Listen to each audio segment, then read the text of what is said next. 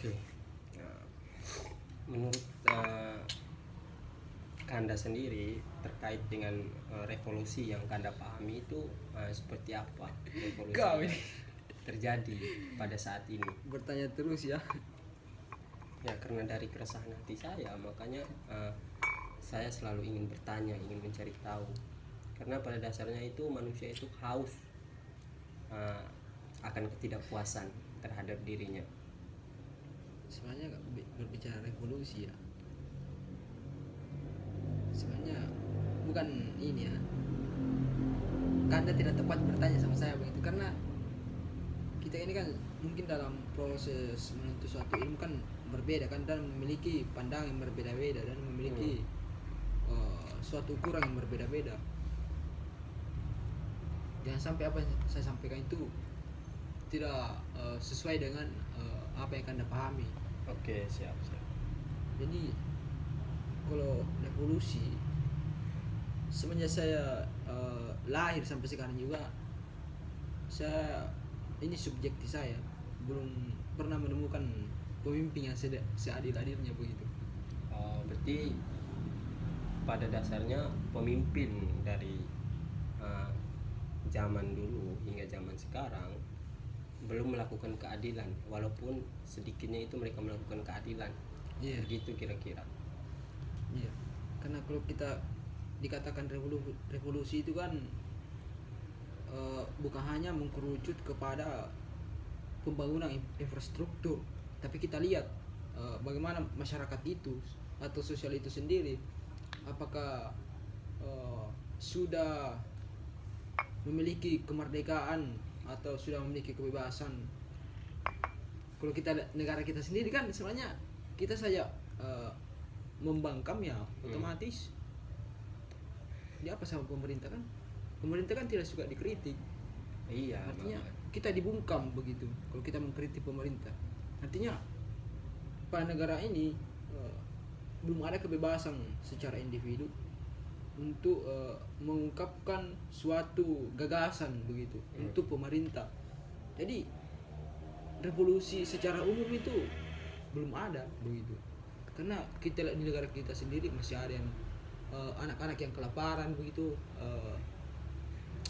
masyarakat yang digusur. Kan mungkin Kanda semenjak di Jogja mungkin kita bisa lihat ya fenomena-fenomena yang terjadi itu. Iya, banyak sekali dinamika yang terjadi kan.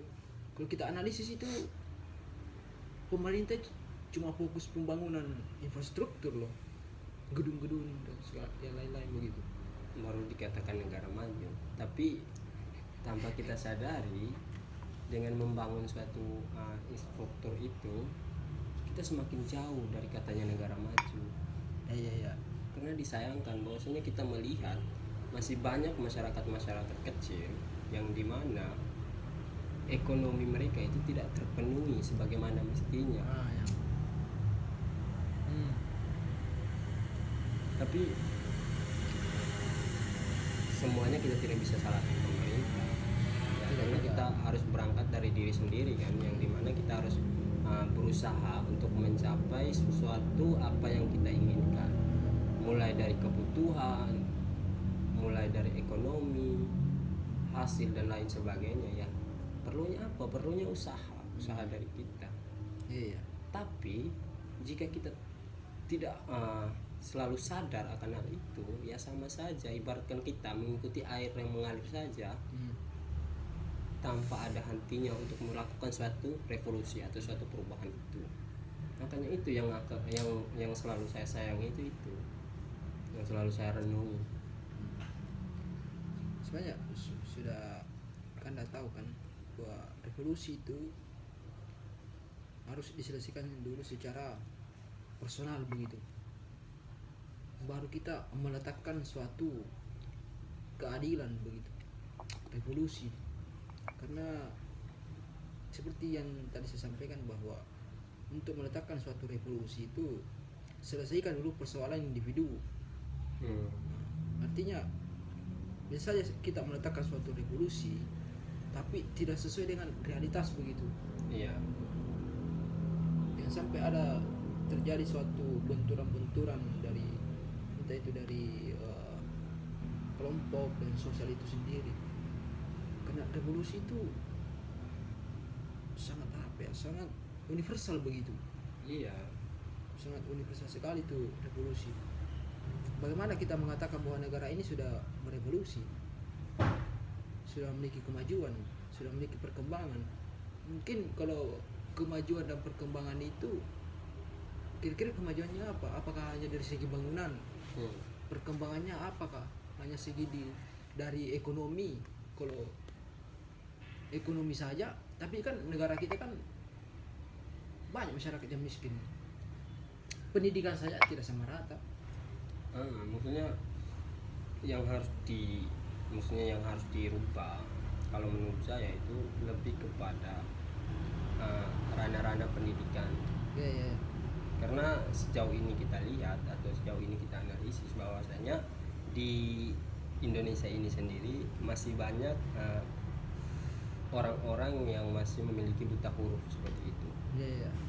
Nah, Karena di dalam buku pendidikan sebagai proses itu ada salah satu tokoh, dua orang, mereka kan menganalisis di Brazil pada saat itu karena mereka melihat di sana pada saat itu masih banyak orang yang mengalami buta huruf. ya. Nah, ya itulah yang kita harus melakukan perubahan di situ untuk demi kemajuan mereka, demi melihat masa depan mereka. Walaupun sepenuhnya tidak semua orang dapat memiliki hal itu, Ya. tapi setidaknya mereka itu mempunyai rasa itu kan, masih mempunyai hak-hak yang mereka inginkan. Ya. Jadi program-program yang program-program yang dituangkan oleh pemimpin-pemimpin terhadap masyarakat memang semuanya bagus. Nah, hanya saja yang perlu dipertanyakan ya sebab dan akibat kedepannya itu seperti apa nanti. Iya. Itu yang harus dipertanyakan, itu yang harus kita lihat. Untuk jangka panjangnya. Jangka panjangnya itu seperti apa?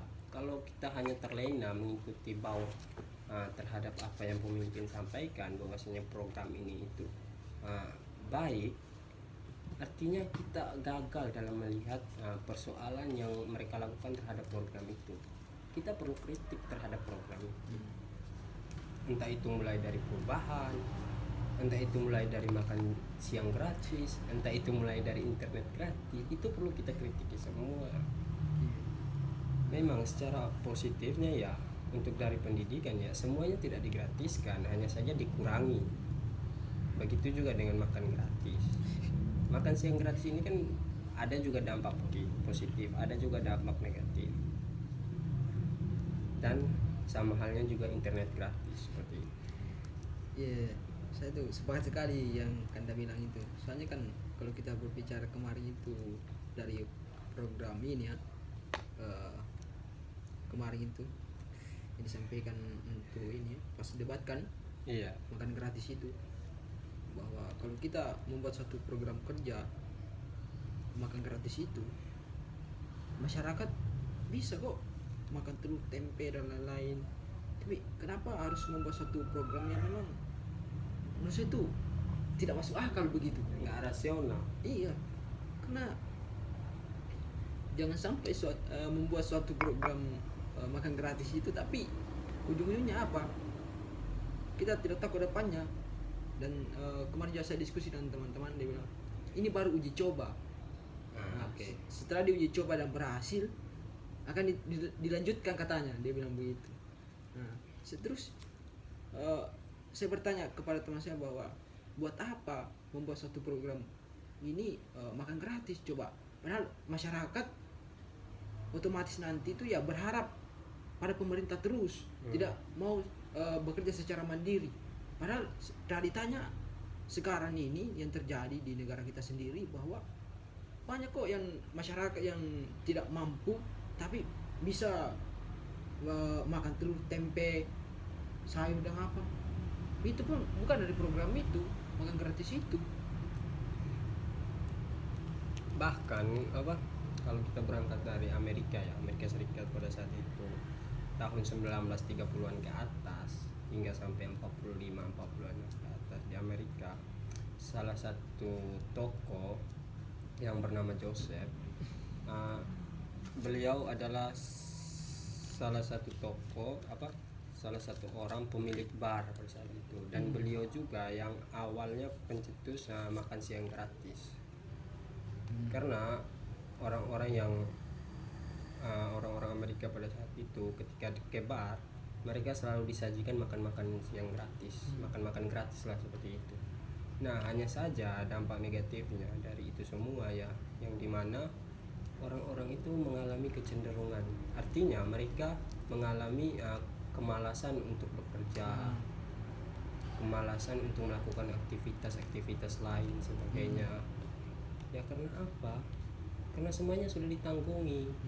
Nah, makanya itulah yang harus kita harusnya kita pertanyakan itu. Yang menjadi suatu masalah kan itu. Sebenarnya jadi masalah